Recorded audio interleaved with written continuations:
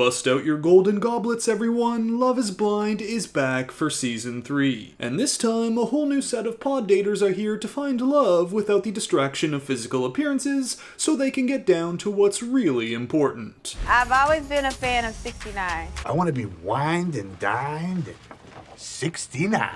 Hey, I thought this wasn't supposed to be about the physical stuff. Metaphorically 69.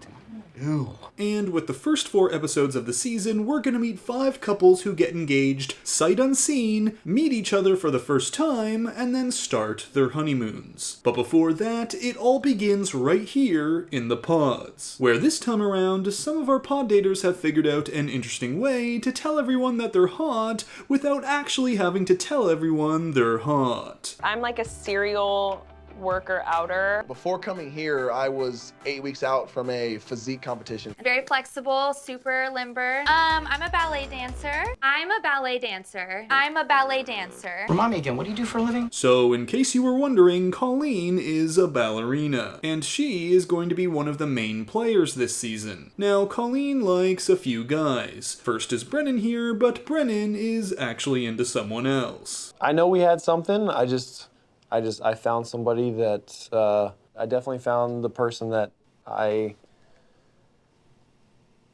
I got you. And this other person is someone who's sure to set off your Amazon devices all season. What's your name? Alexa. Alexa. So these two are gonna fit into the Lauren and Cameron slot for the season. You know, the ones who fall in love, propose, and meet each other so fast it'll have you saying, "Now this is pod racing." and by golly, is Brennan into this woman. Wow, I really care about this person. Then it turned into, I've never seen this person, but I find them so sexually attractive. Which leaves Colleen down one man, and well... I get butthurt if someone doesn't like me. Yeah? That's like a knock to my confidence. Oh, okay. So it's time for her to move on to guy number 2, a man by the name of Cole, who's something else. Real world dating sucks. It's been one of the hardest things, is dating as an adult. In high school, easy. This guy was one of those dudes who was popular in high school, but when they went out into the real world, they found out they weren't so special. Now, if you watched seasons 1 and 2, Cole is sort of like if Barnett and Shane had a baby. Who would win in a fight, a bear or a gorilla? Like, a gorilla's got muscles, but the bear's just gonna bite him in the neck. If I had to choose between kissing a beautiful girl on the mouth or the lips and a jetpack, I would choose the jetpack. He's the kind of guy where you could be having the deepest conversation of your life, and then he'd turn around and say, "If you rearrange the letters of Peru, you could spell Europe." That's not true. He's weird. You're not having my babies. You can't make me laugh. He's cringy. I asked like 3 of the girls if they own Dogecoin. And he's very picky. I don't do nurses. This is a deal breaker. Do you like the Jonas Brothers? She likes beer with olives. She's got the strangest habit. She eats her peas one at a time. Nonetheless, Colleen is all in on Cole. That is, until he meets Zanab, a flight attendant whose vulnerability with Cole leaves him thinking that she's ready for a deeper relationship, while Colleen is not. Which means it's now time for Colleen to turn to her third-string quarterback, Matt, who comes in to sweep her off her feet with his Matthew McConaughey voice. Alright.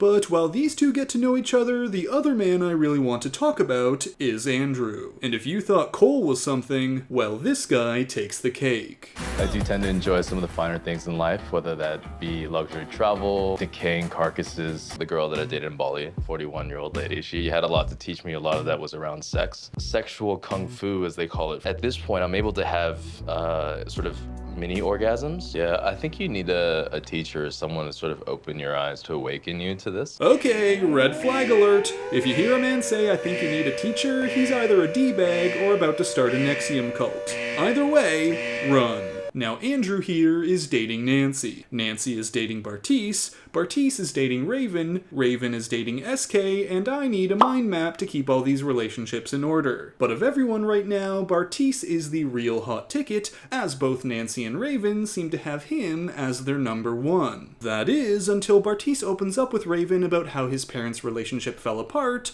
All the while, Raven is working out the whole time. And I'm sharing all this stuff, and I'm becoming vulnerable. and you're just working out? What if my gut's telling me the wrong girl? And then she does the same thing with SK. Imagine you're pouring your heart out to someone and then you turn to them and they're like, just doing my workout.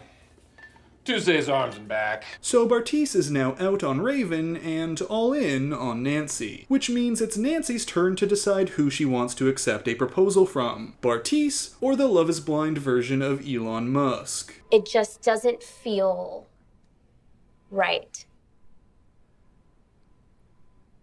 So it looks like Nancy has decided on Bartise, something that gets Andrew absolutely devastated. Are you rolling? Hang on. Mind if Is this too much? I knew it. I knew this guy was a phony. I never thought I could care for someone that would bring me to tears. Girl, hold on to that soul.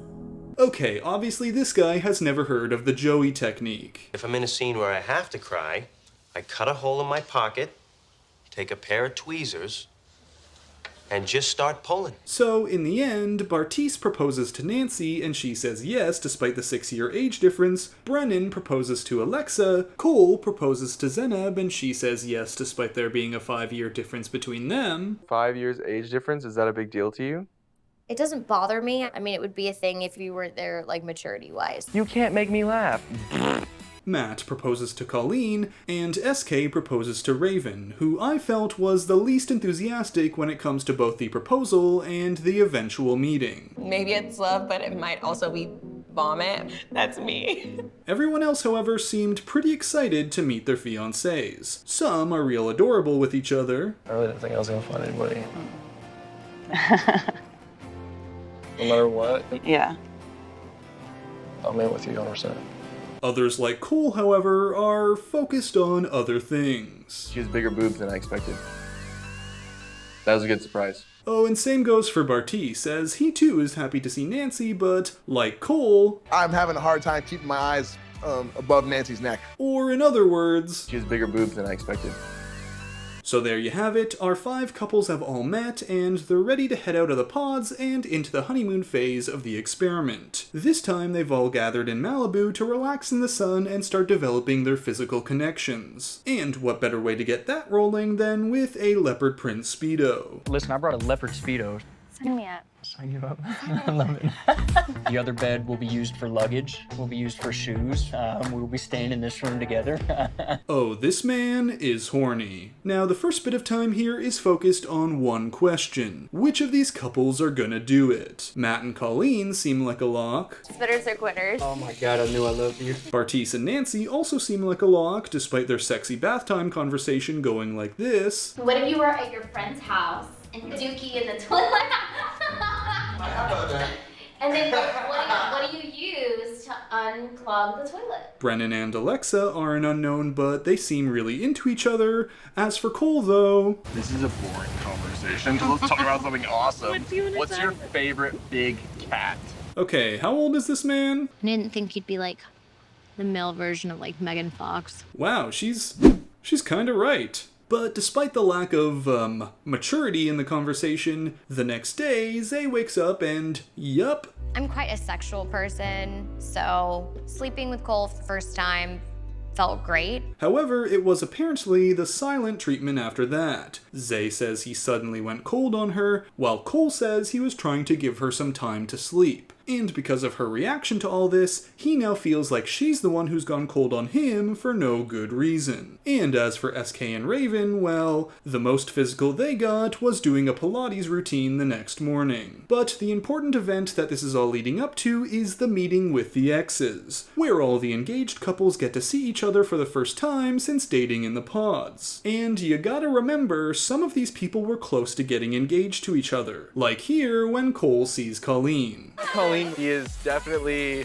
as attractive as I imagined. Nah. Colleen is the type of girl I'd normally go for. Which is a pretty dangerous recipe when you're starting to face adversity in your current relationship. Like Cole thinks Zanab is too passive-aggressive, and what he thought was playfulness in the pods, he now thinks is nagging in real life. Then if she did it in the pods, I pictured her doing it smiling because her voice is so upbeat. But now, when she does it in real life, it's straight face. And I'm like, you actually mad, bro? But I don't know, things are weird because these two are so on and off with each other, but then we find out they're like doing it all the time. Did you run to the... Did you do that? How many times?